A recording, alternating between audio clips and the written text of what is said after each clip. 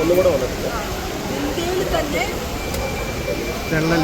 ചരിത്രം തന്നെ ഒരു സ്ഥലത്ത് ഇങ്ങനെ ഒരു കാര്യമില്ല.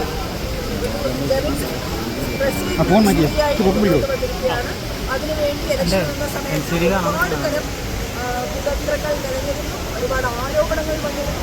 ഇപ്പം നമ്മൾ കേൾക്കുമ്പോൾ നമുക്കിവിടെ പെട്ടെന്ന് തമാശയായ ഒരു ആരോപണമാണ് ഷേറിനെതിരെ വന്നത് എന്ന് തോന്നിയാലും അത് പോക്സോ കേസായിരുന്നു.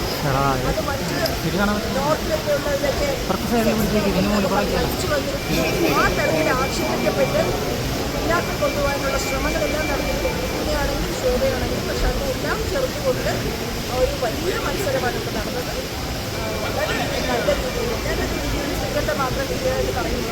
എല്ലാവർക്കും കാര്യങ്ങൾ ബോധ്യപ്പെടുത്തതിൻ്റെ അടിസ്ഥാനത്തിലായ ഷേലൈമുക്ക് മാത്രമല്ല താരന് തന്നെ സൗഹൃദ താരനാണ്. കഴിഞ്ഞ പ്രാവശ്യം പോയപ്പോൾ പറഞ്ഞു. അതുപോലെ തന്നെ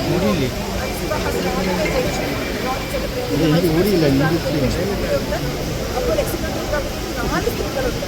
സറിയു അടക്കം അടക്കം 4 സ്ത്രീകൾ. വലിയ മാറ്റത്തിന് തുടക്കമാക്കിയാണ് മകമിക്ക് വന്ന സമയത്ത്. എന്തൊക്കെയാണ് മോശം രീതികൾ സിനിമയിൽ നിലനിൽക്കുന്നത് പറയുന്നത് പക്ഷേ എല്ലാവർക്കും ഒരു തിരിച്ചറിവായിരുന്നതാണ്.